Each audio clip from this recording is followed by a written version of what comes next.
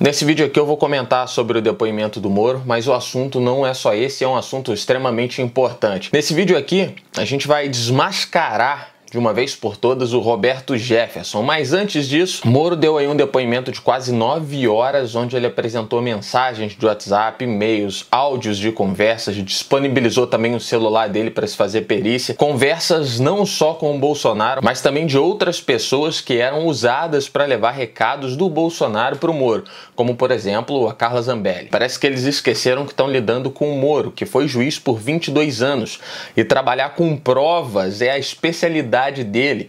Eu espero que nessas provas aí o caso do Flávio Onca seja exposto também. Provavelmente com essas provas muitas outras questões vão ser expostas. Mas nesse vídeo aqui eu vou mostrar para você quem é Roberto Jefferson, que da noite pro dia virou um herói dos bolsonaristas, enquanto Sérgio Moro em 24 horas foi transformado em bandido. Então se você quiser saber mesmo quem é Roberto Jefferson, fica aqui até o final. Como você sabe, Roberto Jefferson foi condenado no Mensalão, um esquema de corrupção que ele participou, mas eu não vou ficar nessa questão de mensalão não.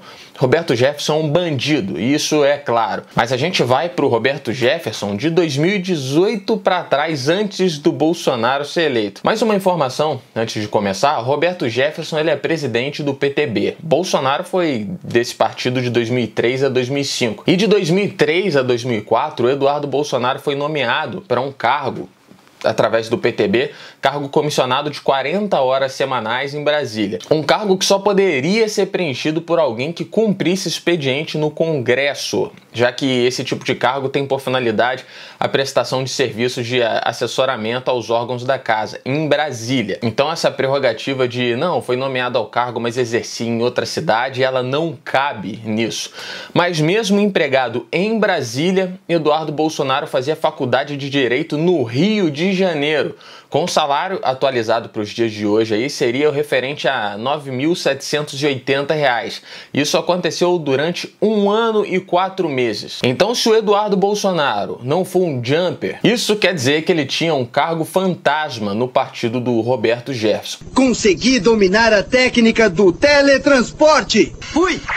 Nessa época aí, de 2003 a 2004, enquanto o Eduardo Bolsonaro se teletransportava e Roberto Jefferson estava no esquema do mensalão do governo Lula, enquanto isso Sérgio Moro era juiz e nesse ano aí de 2003 e 2004 estava trabalhando no caso Banestado, um esquema de corrupção com um banco estatal no Paraná. 97 pessoas foram presas e também a Operação Farol da Colina, que foi em 2004, que prendeu aí mais de 100 pessoas envolvidas em formação de quadrilha, lavagem de dinheiro e mais um monte de coisa. Mas isso foi só uma curiosidade. Agora dando continuação ao Roberto Jefferson. Roberto Jefferson deu uma entrevista recente pro Antagonista. A entrevista é grande, então eu só vou pegar uma parte, onde ele fala ali sobre o Sérgio Moro, diz que faz parte de uma conspiração junto com Fernando Henrique, com Maia, para derrubar o Bolsonaro. O que eu gosto de político mentiroso é porque é muito fácil desmascarar esses caras usando eles mesmos, porque eles mudam o tempo inteiro de acordo com a necessidade deles. Então, num dia fala uma coisa, no outro dia fala outra, ou no ano uma coisa, no outro ano outra.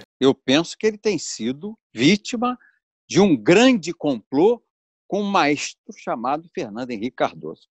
Eu, na época do Collor, eu participei da CPI em defesa do presidente Collor, Rodantes. Fui até o final e aqui no estado do Rio fui o único que ficou com o presidente Collor. Eu me lembro que os dois maiores articuladores da cassação do Collor, do impeachment do Collor, eram Mário Covas e Fernando Henrique Cardoso. O principal, Fernando Henrique Cardoso. Todo aquele filme que eu vi sendo produzido naquela época, eu estou vendo o Fernando Henrique repetir agora.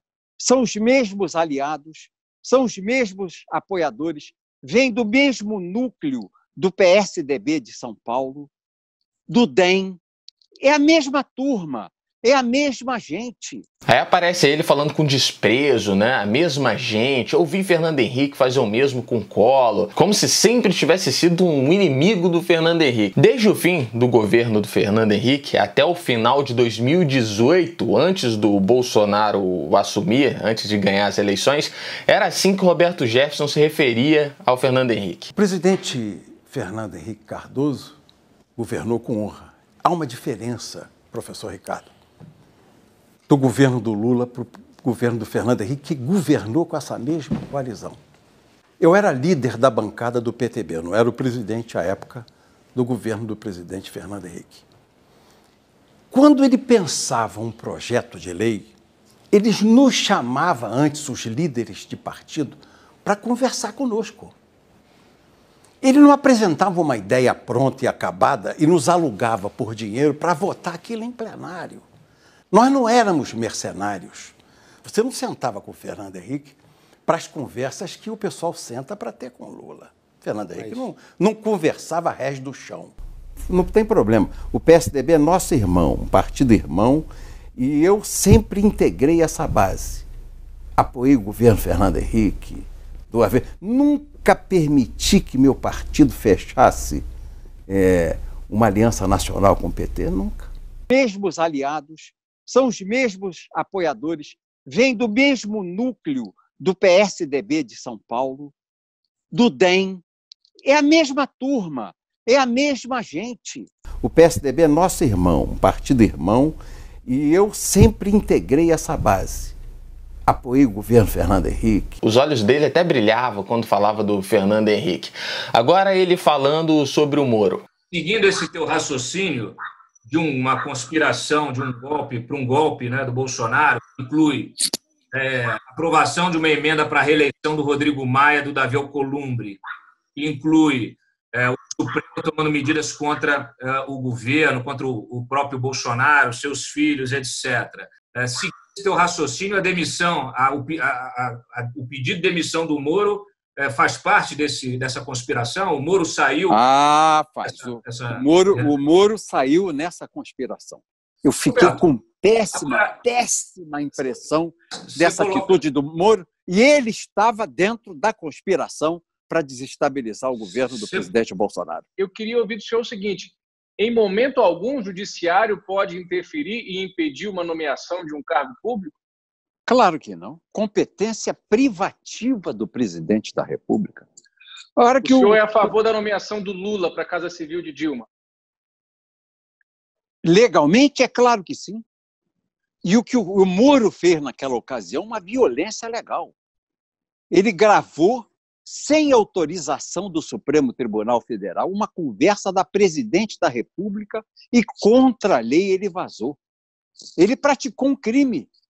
O Moro, como juiz, julgou para a galera, ficou bem na opinião pública, mas ele cometeu um crime porque ele gravou a presidente da República conversando com o ex-presidente da República e soltou na mídia. Ele cometeu um crime contra a inviolabilidade de informação. Agora a gente vai voltar quando a Lava Jato estava em alta, antes do Bolsonaro ser eleito. Como que era o discurso dele em relação ao Sérgio Moro? No mundo da política, o que o senhor acha do Moro? E ele está com tanto poder para decidir os futuros do país e está decidindo. Tonho, olha, eu não vejo o Moro na judicialização da política. Ele está na judicialização dos assuntos criminais da política. Há uma intervenção excessiva da justiça eleitoral, mas o Moro está no caminho certo de fazer justiça. O senhor quer dizer que tem excessos na Lava Jato? Tem abusos? Não falei em Lava Jato, não. Eu entendo que a Lava Jato está no caminho certo, correto. Não vi ainda nenhum abuso na Lava Jato. Muita gente tem criticado, não apenas políticos do PT, lideranças petistas, e que dizem que a Lava Jato tem um caráter seletivo e persecutório em relação ao Partido dos Trabalhadores e ao próprio ex-presidente Lula, para tirá-lo do páreo da competição política. No seu entender, a Lava Jato tem se excedido? Não. Alguns erros há. Mas a verdade está ficando clara aos olhos de todos. Quer dizer, o Moro quer tirar o Lula da disputa. O juiz Moro, que hoje é um escravo, que vive com 12 seguranças por dia, a esposa dele com 12 seguranças por dia, os filhos, é um homem ameaçado. Eu tenho um primo que mora na rua da Justiça Federal, entram aqueles carros todos guarnecendo a vida do homem mais ameaçado do Brasil. Maria Lídia, ele prendeu os homens mais poderosos na política e os mais ricos do país, nas empresas mais poderosas do país. E ele é candidato a quê? A cumprir o objetivo constitucional da carreira de magistrado. Agora, a Lava Jato, ela explicitou mas que não é a Lava Jato. corrupção... Isso sim, não é Lava Jato. Não é Lava Jato, mas ela está dentro desse bojo. Não, porque tem gente no Supremo querendo acabar com a Lava Jato. Mas a Lava Jato, retomando, não é Lava Jato. Não, Lava Jato é Moro. Essa está dando um show de bom senso. Não, Lava Mas eu nunca elogiei Moro. Vocês podem olhar meu Twitter, nunca fui de elogiar e bater palma para o Moro. 21 de novembro de 2016. Todo apoio ao juiz Sérgio Moro, que comanda a Operação Lava Jato. Sérgio Moro, vá em frente, o Brasil precisa do seu trabalho. 9 de julho de 2018. Bom dia, o PT aproveitou que a partida estava sendo apitada por um juiz companheiro para fazer o gol de mão. A sorte é que Sérgio Moro estava na cabine como árbitro de vídeo e interrompeu a ilegalidade. O PT é mesmo um time de várzea. Mesmo com tantas goleadas, PTs continuam dizendo que é perseguição política, 1-0 contra Lula, rosto do juiz Sérgio Moro, e aí segue compartilhamento de uma arte que o MBL fez. O tema do auxílio moradia deve ir logo para o STF. Os privilégios concedidos nos 3 poderes estão sendo bombardeados pela sociedade, mas se a justiça entender que o pagamento do auxílio moradia é legal, não há mais o que se contestar. O caso deve ter solução logo, até para que o PT não use isso em uma campanha sórdida contra o juiz Sérgio Moro e os procuradores da Lava Jato. Depois que o Roberto Jefferson foi solto com o lance do mensalão, ele simplesmente desapareceu. Ele não se levantou contra o governo do PT em momento nenhum enquanto o governo do PT estava no poder. Ele ficou caladinho enquanto Dilma e Lula estavam no poder. E sabe quando que ele apareceu?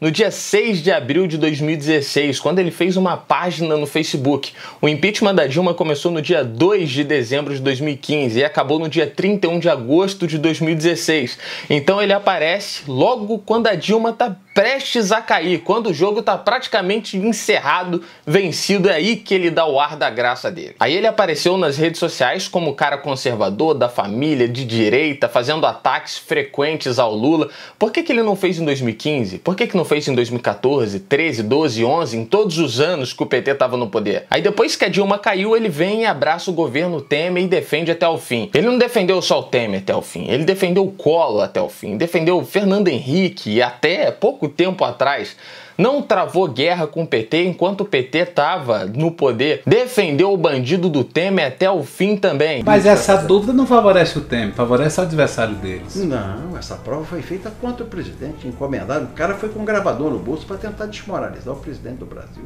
É que a própria tocada do presidente Temer é uma coisa muito mais cautelosa, é muito mais sensata, a relação dele com o Congresso é muito mais digna, é muito mais correta.